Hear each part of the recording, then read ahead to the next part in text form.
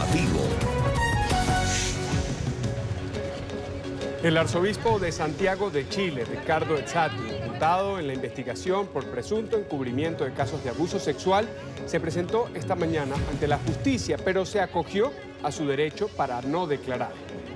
El hecho ha causado indignación por parte de las víctimas de pederastia que han calificado la decisión del cardenal como una actitud mafiosa. Justamente este cardenal, el arzobispo Ricardo Ezzati, fue quien firmó este polémico documento que fue retirado de la página web, en las cuales se hablaba del manual para evitar abusos sexuales. Muy cuestionado.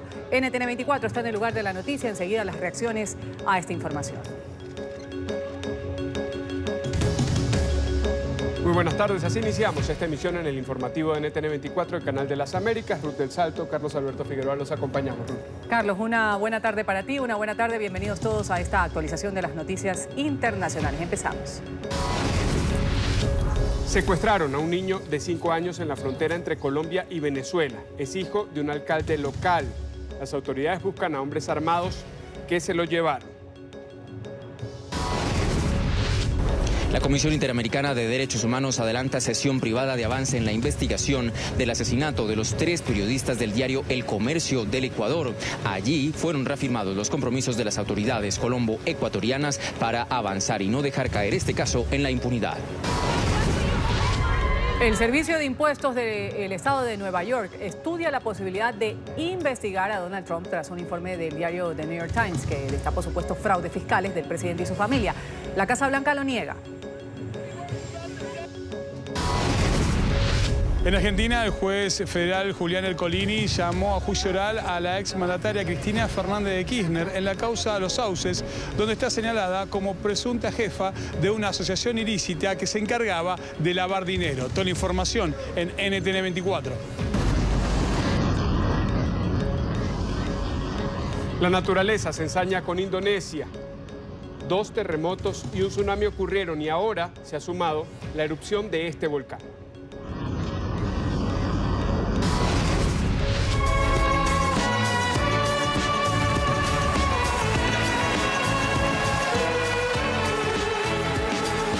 La primera ministra británica ha despertado su vena artística, hasta ahora desconocida. Al ritmo de una canción de ABBA, ha bailado en público durante una conferencia del Partido Conservador en Reino Unido. Y en la información deportiva, polémico resultó el paso de River a las semifinales de la Copa Libertadores. Independiente reclama 2 acciones de penalti que no sancionó el árbitro. Los colombianos Quintero y Borré resultaron figuras en la victoria del equipo de la Banda Roja.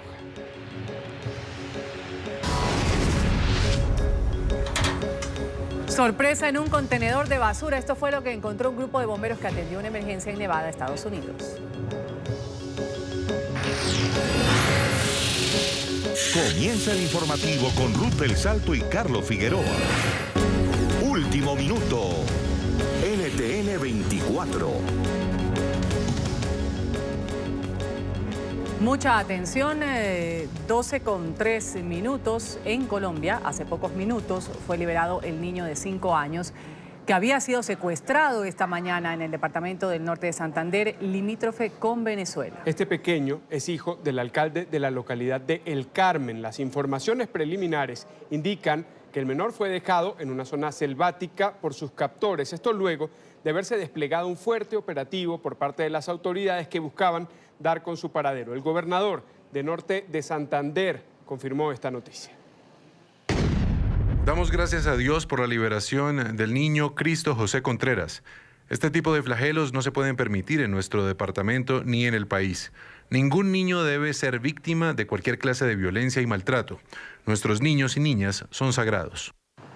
Él es Cristo José Contreras, tiene 5 años y este jueves fue secuestrado por hombres armados. El crimen se registró en el departamento de Norte de Santander. Cristo José es el hijo del alcalde del municipio de El Carmen, Edwin Contreras. A los bandidos que lo tienen, que por favor respeten la vida de él. El menor fue raptado en momentos en los que se dirigía al colegio. Testigos afirman que los criminales llegaron al lugar en una motocicleta, amenazaron con armas a la persona encargada de Cristo José y se llevaron al niño. Usted sabe que estamos en una región muy compleja, enemigos hay por todos lados, la gente quiere venderlo y pues el cargo que hoy ostentamos, pues para la gente a veces hay gente que hace daño con el solo hecho de mal informar y venderlo de la peor manera a estos grupos que delinquen en la zona. Durante horas las autoridades intentaron dar con el paradero de Cristo José. En este momento tenemos tropas desplegadas, estamos trabajando a fin de que la comunidad, quienes tengan información, puedan ayudarnos para poder neutralizar esta acción terrorista y este crimen que es el peor de todos. El Carmen es un municipio que hace parte de la zona del Catatumbo, una zona con fuerte presencia de grupos al margen de la ley como el ELN y disidencias de las FARC. El presidente de Colombia, Iván Duque, ha condenado el secuestro del menor y ha exigido que fuera regresado con sus familiares. El mandatario instó al pueblo colombiano a alzar su voz contra ataques y acciones que pongan en riesgo la vida de los niños. Condenamos el secuestro del niño de 5 años ocurrido esta mañana en el Carmen, norte de Santander. El menor debe regresar sano y salvo con su familia. Invito a los colombianos a unirnos y rechazar cualquier acto criminal contra nuestros niños. Y seguimos con noticias de Colombia. El máximo cabecilla de la guerrilla del ELN fue incluido en la lista de los más buscados de Interpol. La circular roja fue expedida contra Nicolás Rodríguez Bautista, alias Gavino, a petición de la Fiscalía colombiana. De esta manera, Gavino se convierte en el primer comandante de este grupo guerrillero en integrar la lista negra de Interpol. Los cargos por los cuales está siendo buscado están relacionados con homicidio agravado y reclutamiento forzado. Actualmente, el proceso de paz que adelanta el autodenominado Ejército de Liberación Nacional con el gobierno colombiano está en suspenso, al menos hasta que el grupo ilegal cumpla con las condiciones expuestas por el Ejecutivo colombiano, que exige el cese de toda acción criminal y la liberación de todos los secuestrados. Al finalizar el año 2017, yo creo que... La Comisión Interamericana de Derechos Humanos ha adelantado una sesión privada de la revisión a la investigación liderada por gobiernos de Colombia y Ecuador sobre el asesinato de 2 periodistas y un conductor del diario El Comercio de Quito, en la frontera entre ambos países. Al término de la reunión, los familiares de las 3 víctimas hicieron una grave denuncia ante los micrófonos de NTN 24. Sobre ello nos va a hablar de inmediato, en directo, Alejandro Rincón, enviado especial a Colorado, que tiene las declaraciones que se han producido. Alejandro, buenas tardes y adelante. Carlos Ruz, televidentes del canal de las Américas, 11 de la mañana, 8 minutos, hora local en la ciudad de Boulder, Colorado. Al terminar esta sesión, los familiares del equipo periodístico de El Comercio aseguran que ahora no hay coordinación completa entre las fiscalías de Colombia y Ecuador, de forma tal que ambas puedan compartir ágilmente la información necesaria que permita el rápido avance en esta investigación.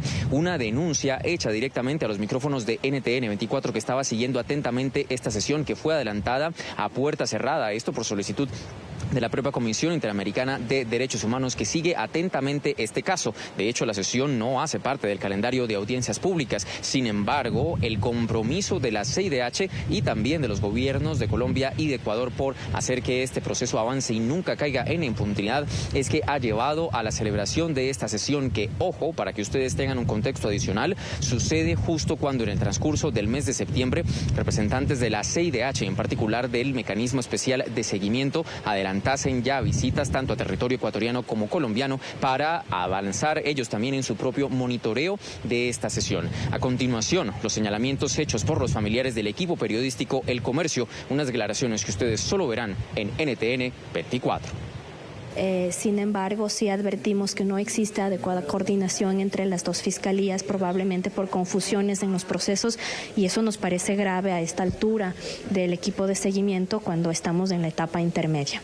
Es importantísimo que las 2 fiscalías se comprometan a destrabar las entregas de información, que se comprometan a continuar trabajando más conjuntamente y que sobre todo el acceso a la información sea de forma transparente y sea de forma completa. El equipo de seguimiento especial especial no puede trabajar correctamente si es que no tiene el debido acceso a la información por parte de las dos fiscalías. Mi principal preocupación en ese sentido sobre el equipo de seguimiento especial es el tiempo del mandato, que termina en diciembre. Entonces, si todavía nos entrega información fundamental para el esclarecimiento de los hechos, al menos para establecer una línea de investigación clara que nos permita tener una idea mucho más precisa sobre lo que ocurrió, es que si se entrega la información con un mes de anticipación o un mes antes de que se acabe el mandato del equipo de seguimiento especial, no se va a poder tener una conclusión contundente.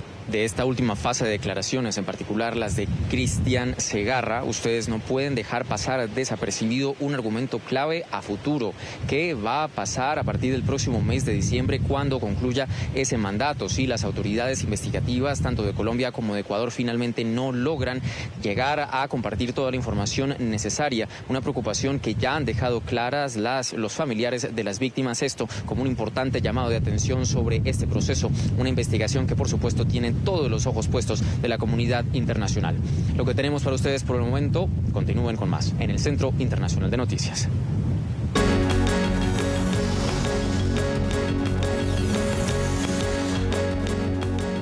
El mandatario estadounidense Donald Trump arremete contra el diario The New York Times después de que el medio publicara una investigación que asegura que el presidente construyó gran parte de su fortuna por medio de las prácticas fiscales dudosas y fraudulentas. Según la investigación del periódico, Trump y sus hermanos crearon una empresa falsa para así esconder millones de dólares. El desarrollo de esta noticia en la capital de los Estados Unidos con Emiliana Molina. Emiliana, adelante. Carlos, Ruth, ¿qué tal? Muy buenas tardes. En efectivo, esta investigación por parte del New York Times revela que en los años 90 Trump y sus hermanos hicieron todo lo posible para evadir impuestos, también creando empresas falsas. Esta investigación también desmiente las múltiples y repetidas declaraciones por parte del mandatario estadounidense que aseguraba que acumuló su fortuna después de que su padre, Fred Trump, le diera al menos $1 millón. Sin embargo, esta investigación del New York Times comprueba que en efectivo el mandatario estadounidense recibió al menos $413 millones y que no lo declaró con el Servicio de Rentas Internas, creando empresas falsas como la empresa All County Building Supply. Básicamente lo que Trump y sus hermanos hacían por medio de esta empresa era comprar materiales de construcción por, digamos, por ejemplo, $100. Luego se le vendían nuevamente a su padre por el doble y en ocasiones hasta el triple, así acumulando sus fortunas. El mandatario estadounidense ha desmentido este artículo y la investigación del New York Times, que tardó al menos un año en revelar esta información, mientras que expertos aseguran que evadir impuestos por medio de la creación de este tipo de empresas falsas es fraude. El fallido New York Times hizo algo que nunca antes había visto. Utilizaron el concepto de valor del tiempo del dinero para hacer una pieza de éxito muy antigua, aburrida y a menudo contada sobre mí. En suma, esto significa que el 97% de sus historias sobre mí son malas. Nunca se recuperó de una mala llamada electoral. Actualmente, cuando recibes una herencia, tienes que pagar un porcentaje como en todo. Él tenía que haber pagado un 55% y pagó un 5% por crear extensiones bajo los artículos que hay en el Departamento de Rentas Internas. Al generar esas extensiones, tú puedes evadir el porcentaje y pagar menos. El problema ahora es con las empresas fachadas. Eso sí es ilegal. No puedes crear una empresa fachada y hacer diferentes reportes de ingresos o gastos. Ahí sí se puede generar un cargo en contra de ti. Pero hay un periodo de tiempo para presentar los cargos. Entonces ya se venció el periodo de tiempo. Lo único que le pueden generar ahora son multas basadas en el historial de los reportes.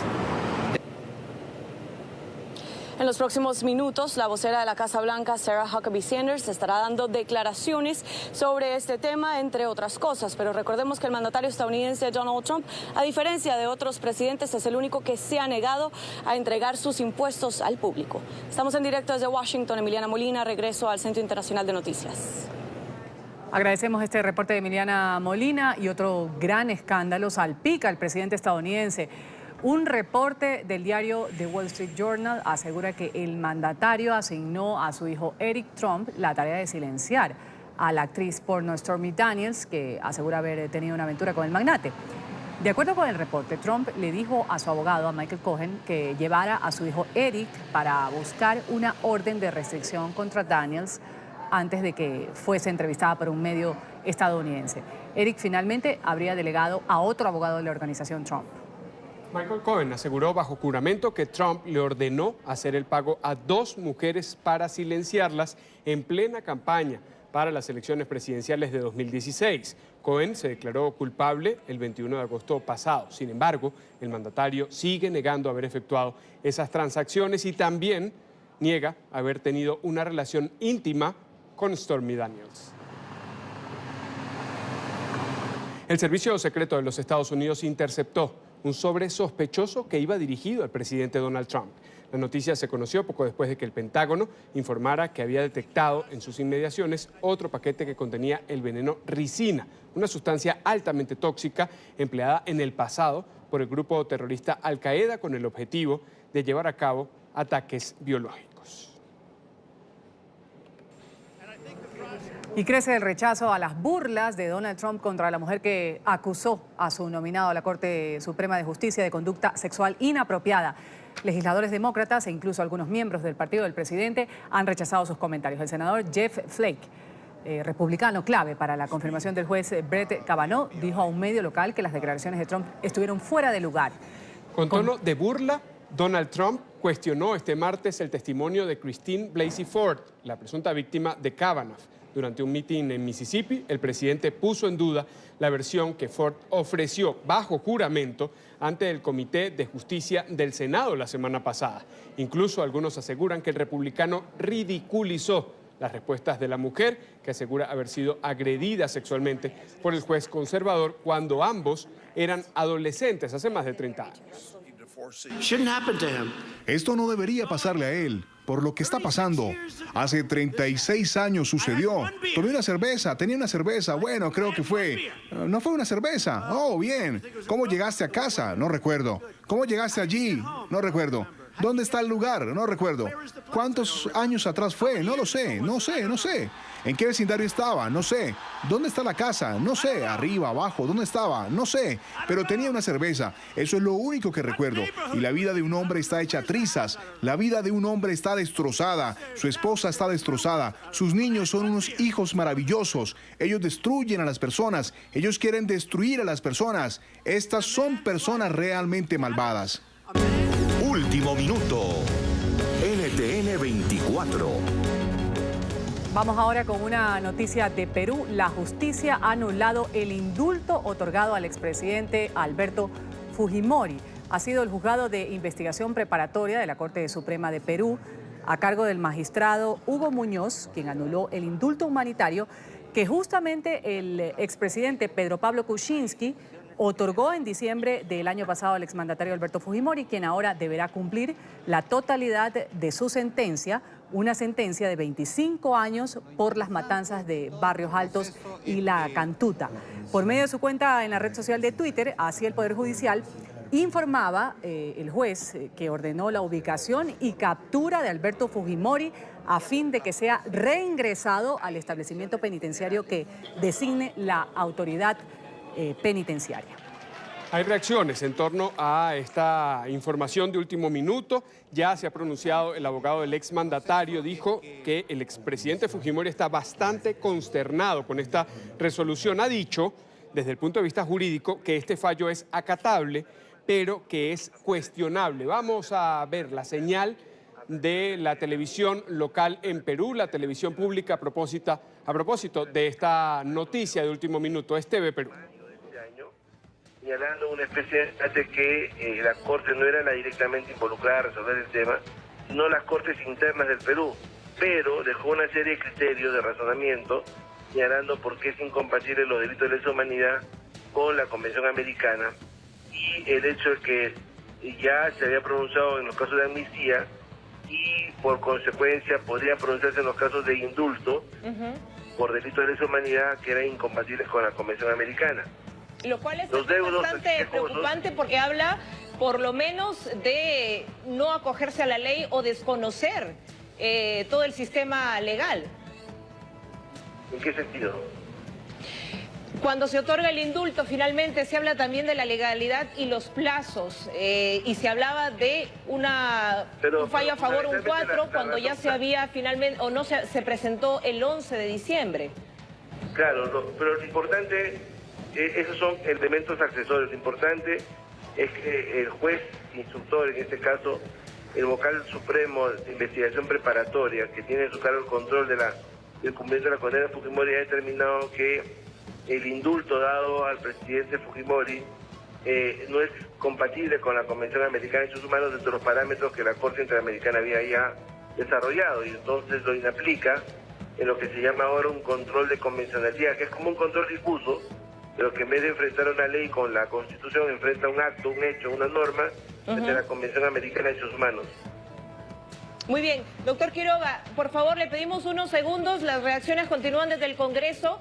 La congresista Marisol Espinosa se está pronunciando también sobre esta situación y el congresista Johnny Lescano también está dando algunas declaraciones.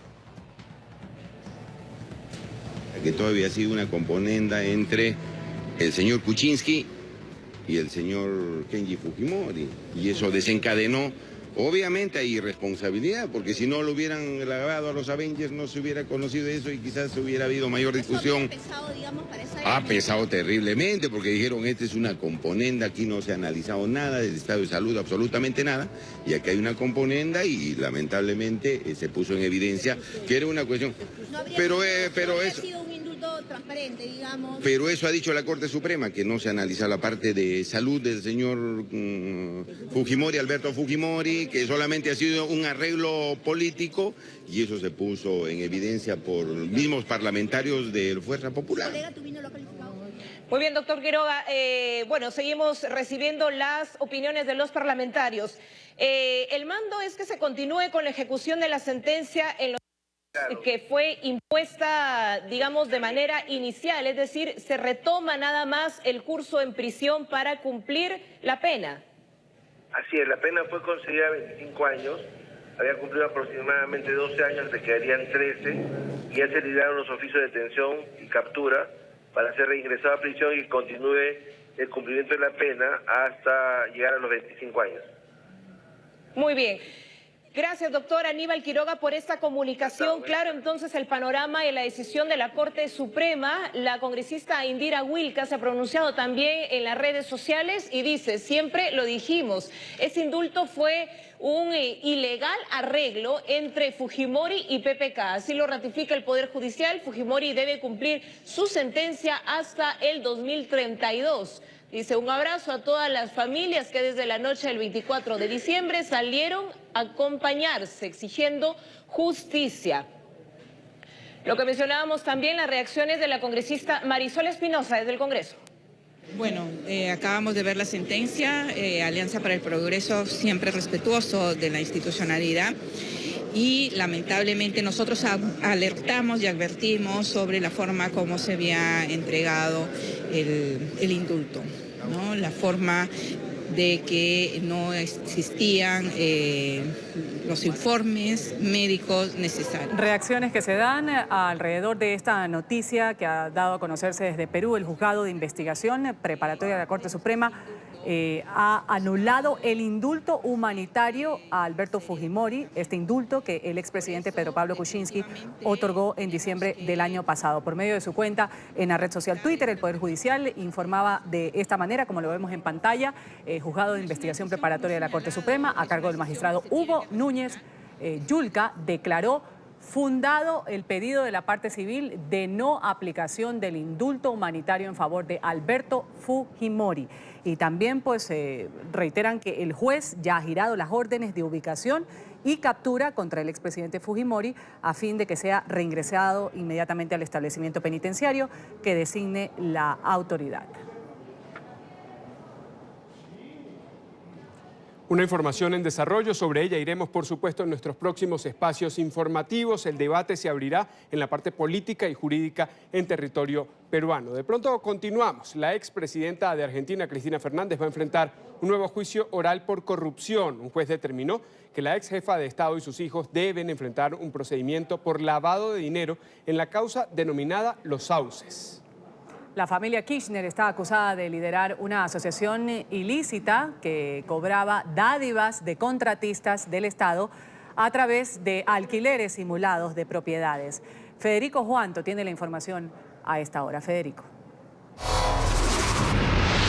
Hola, ¿qué tal amigos de NTN 24? Y en este panorama judicial complicado que está teniendo la expresidenta Cristina Fernández de Kirchner, se le suma ahora este pedido que ha hecho el juez Ercolini de llevar a juicio oral a la actual senadora de la Nación en la causa Los Sauces, una causa en la cual está siendo investigada como presunta jefa de una asociación ilícita que recibía retornos de los contratistas del Estado. Nosotros estamos con Eduardo Gerón para que nos comente de alguna manera cuál es la situación procesal que puede llegar a tener Cristina Fernández de Kirchner en este juicio oral que ha sido llamada por parte del juez Ercolini, qué puede pasar con ella y su familia, teniendo en cuenta también la situación de fueros que está teniendo la actual senadora de la Nación. Como siempre, muchas gracias por recibirnos. No, gracias a ustedes. Bueno, realmente este es un episodio, un eslabón más de una cadena que nunca los argentinos hubiéramos querido vivir, que es una presidente multiprocesada.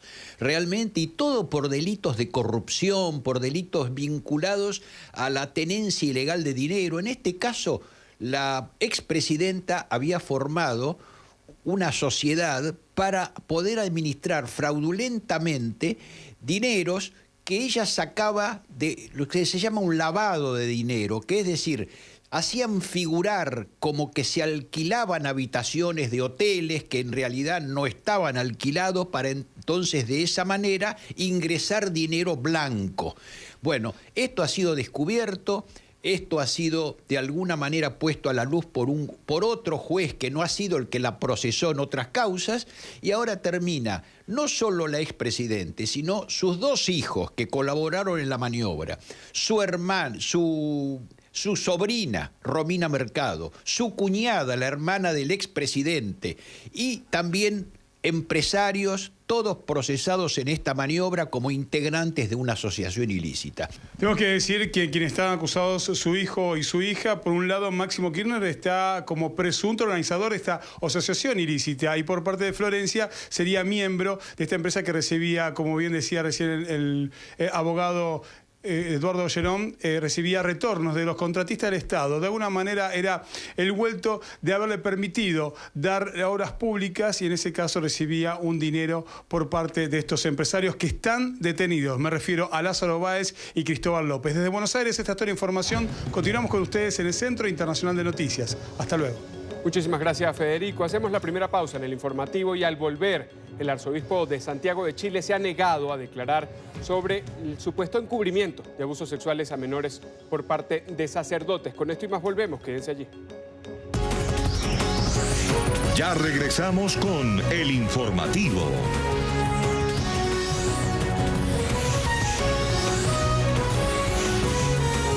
Continuamos con el informativo.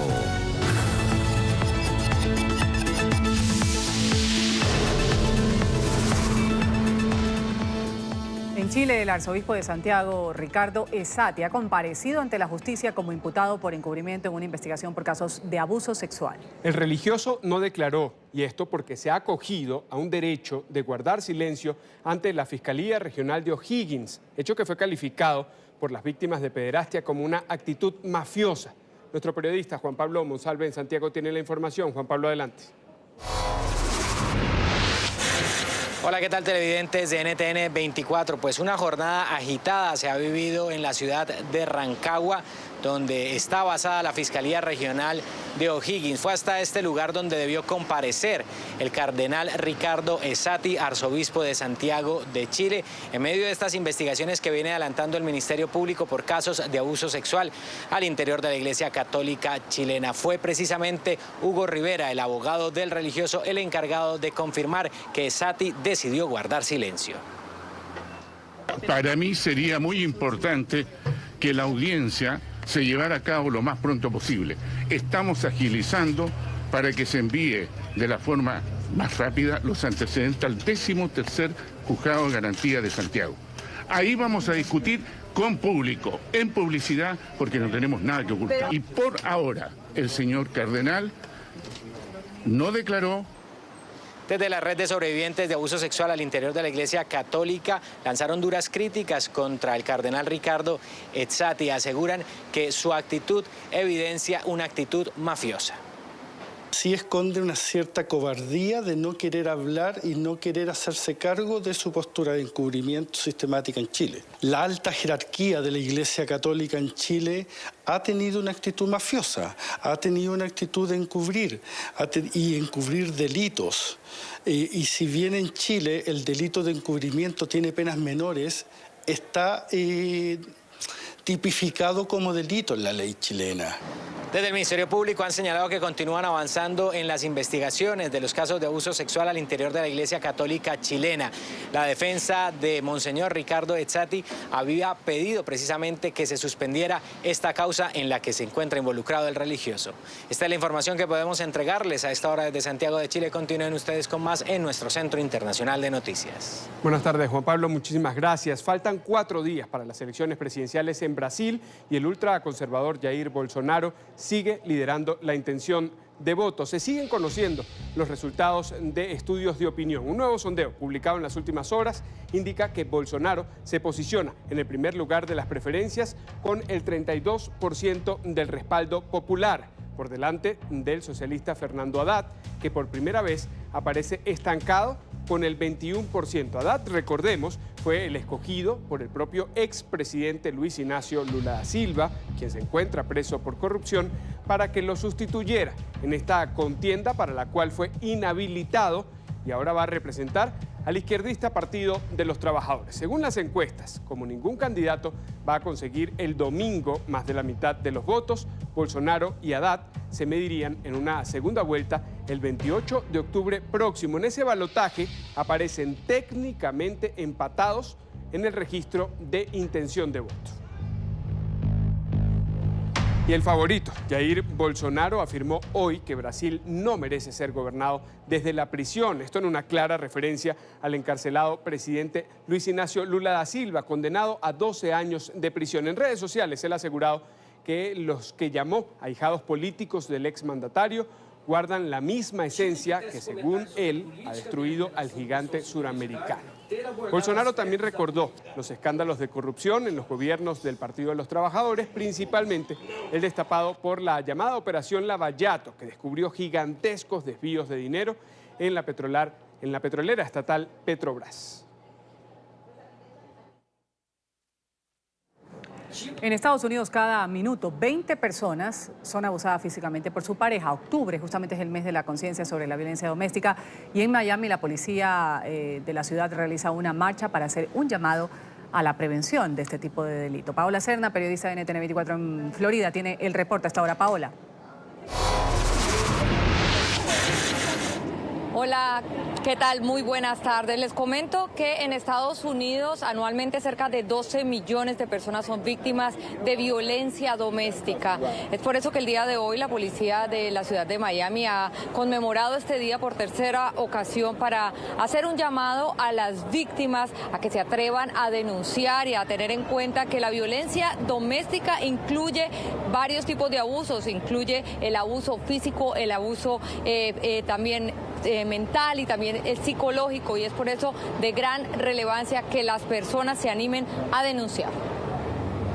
Es inmenso. Tú sabes que cada 9 segundos una mujer está siendo maltratada y golpeada, que 1 de cada 4 niñas antes de que termine su high school o bachillerato va a ser maltratada, que el 80% de los crímenes, los niños están allí mientras ven a sus madres ser maltratadas.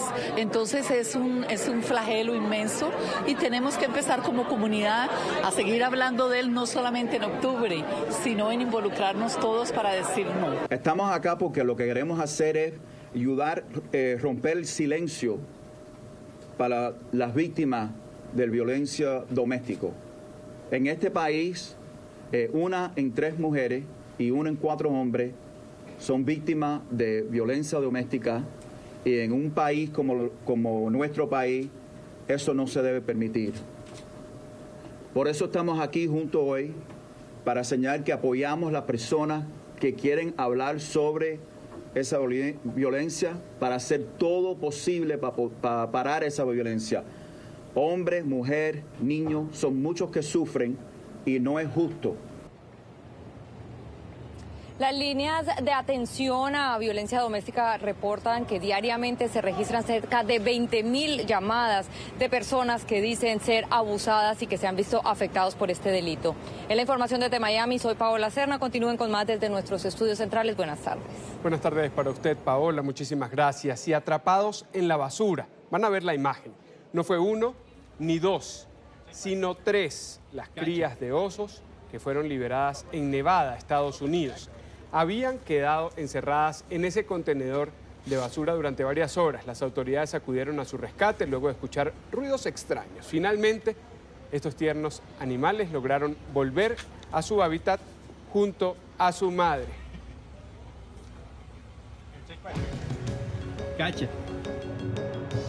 Nueva pausa en esta emisión de noticias y cuando retornemos vamos a hablar del fallo de la Corte Internacional de Justicia que hoy reprendió a Estados Unidos por sus sanciones a Irán. Y además el baile de la primera ministra británica Theresa May, que se ha robado las miradas, los tweets, los posts en todas las redes sociales.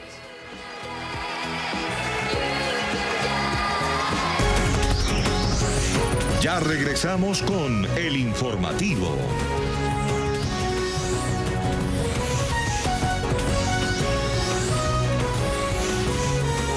Continuamos con el informativo.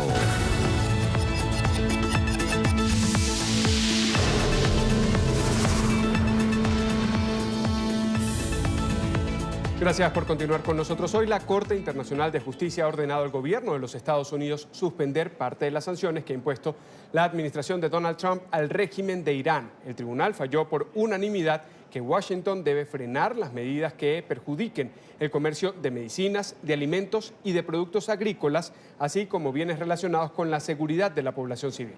Justamente en respuesta, hace pocos minutos Estados Unidos ha anunciado que se retira del protocolo de resolución de disputas diplomáticas contemplado en la Convención de Viena.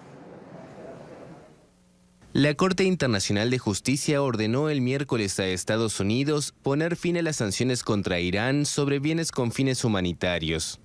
El veredicto es un revés para el presidente estadounidense Donald Trump, pese a que Washington no reconoce la autoridad de este tribunal en la materia. Estados Unidos garantizará que se concedan las licencias y autorizaciones necesarias y que los pagos y otras transferencias de fondos no estén sujetos a ninguna restricción. La medida de la más alta instancia jurídica de la ONU impone la libre exportación hacia Irán de medicinas y material médico, así como productos alimentarios y agrícolas. Irán había recurrido a la Corte tras la reimposición en mayo de duras sanciones unilaterales en su contra por parte de la administración Trump.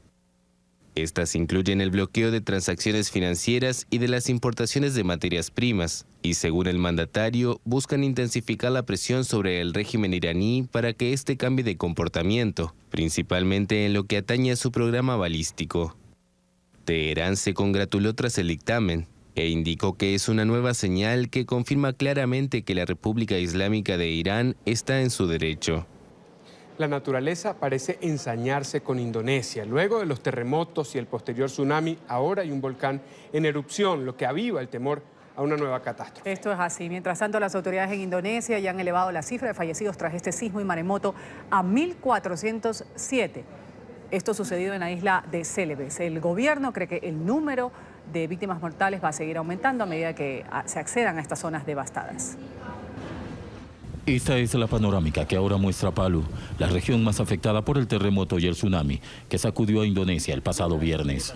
Sobrevivientes desesperados que buscan hasta abajo de los escombros a sus seres queridos desaparecidos. Los socorristas siguen su trabajo sin descanso. Recuperan los cuerpos de quienes fueron sorprendidos por la furia de la naturaleza. El tiempo corre. La esperanza se desvanece y los rescatistas deciden hacer un alto para elevar una plegaria por quienes fallecieron en el suceso. Llenos de espanto y asombro, los sobrevivientes cuentan sus testimonios de lo vivido mientras corrían por sus vidas. Mall Ramayana yang kena gempa. Mi casa está lejos de las áreas donde ocurrió el tsunami. Vivo cerca de una montaña. Estaba en casa cuando ocurrió el terremoto. Hay un corte de energía y el suministro de alimento es limitado. Nací aquí en 1966 y nunca antes hubo un terremoto tan fuerte, solo hubo sismos más pequeños. La tragedia no tiene precedentes. La Cruz Roja de Indonesia dijo que desde el aire se puede observar que la población de Petobo fue borrada del mapa por el tsunami. Padres de los niños que estudiaban en la escuela bíblica de Sulawesi buscan a sus pequeños. Hasta ahora no ha habido noticias y ya hemos ingresado en el hospital con la lista de sobrevivientes. Y por si fuera poco, el volcán Sulawesi entró en erupción en el monte Sopután, a unos 600 kilómetros al noroeste de Palu, arrojando cenizas a más de 4 kilómetros en el cielo. Hasta el momento no se han registrado víctimas. La ayuda permanece latente. Al menos 7 aviones de carga llegaron al aeropuerto de Palu con toneladas de alimentos, medicinas y ropa. El ejército y la Fuerza Aérea han brindado ayuda al tratar de evacuar a los locales en 15 a 20 despachos con los aviones para transportar personas y los heridos que salen de Palu. Las réplicas del terremoto han provocado varios deslizamientos de tierra que bloquean completamente las carreteras, una de las 2 únicas vías en Palu, capital de la provincia, lo que dificulta el proceso de ayuda. Theresa May movió el esqueleto en una conferencia del Partido Conservador en el Reino Unido. La primera ministra británica bailó Dancing Queen de ABBA y luego defendió nuevamente sus planes de Brexit. Dijo que pese a que buscará un acuerdo económico con la Unión Europea, ha reafirmado que no va a someter a Reino Unido a un segundo referéndum y a la división del pueblo. En Londres el tema lo tiene Juan Carlos Bejarano. Juan Carlos. Hola, ¿qué tal? Buenas tardes. Ha sido una dura semana para Theresa May en el Congreso Anual del Partido Conservador. Ella, al ser la líder, ha pronunciado precisamente el discurso de clausura y tratando de mostrar más optimismo ha bailado al ritmo de Dancing Queen y, entre otras cosas, ha prometido que no habrá necesidad de realizar un segundo referéndum para la salida del Reino Unido de la Unión Europea. También advirtió que es posible un rompimiento sin un acuerdo formal. En su discurso de clausura del Congreso Anual del Partido Conservador, la Premier, además de bailar como una reina al ritmo de ABBA, ha apelado a la reconciliación de su partido, que en la actualidad se encuentra más dividido que nunca, ante las opciones de un Brexit suave como el que ella propone, o un rompimiento total con la Unión Europea, que es lo que exigen los llamados euroescépticos, entre ellos el exministro de Exteriores Boris Johnson. Nadie quiere un buen acuerdo más que yo, pero eso nunca ha significado conseguir un mal acuerdo a cualquier precio. Gran Bretaña no tiene miedo de irse sin ningún acuerdo, si es necesario. La líder conservadora insistió en que no es necesario un segundo referéndum, ya que su objetivo es respetar la decisión de los británicos que hace 2 años votaron a favor del Brexit. No traicionaremos el resultado del referéndum y nunca dividiremos nuestro país. May ha anunciado el fin de la libertad de movimiento de personas, uno de los principios fundamentales de la Unión Europea. Con esta medida, la Premier busca reducir la inmigración y fomentar la creación de puestos de trabajo para los británicos. Así que esta es nuestra propuesta, recuperar el control de nuestras fronteras, leyes y dinero. Es algo bueno para el empleo, para la unión. Se trata del referéndum, mantenemos la fe en el pueblo. Esto es por el interés nacional. El discurso de la Premier fue bien recibido por los Tories. No obstante, no son pocos los que se preguntan si en la conferencia del próximo año, May sea aún la líder de su partido. Theresa May quiso terminar su discurso con una noticia positiva. Esta tiene que ver con la austeridad, además de culpar al Partido Laborista precisamente de 10 duros años de la peor catástrofe financiera que haya vivido este país en los últimos años. Pues ha dicho que el gasto público regresa y que la austeridad llega a su fin. Despedimos Londres y regresamos a nuestro Centro Internacional de Noticias. Adelante. Muchísimas gracias, Juan.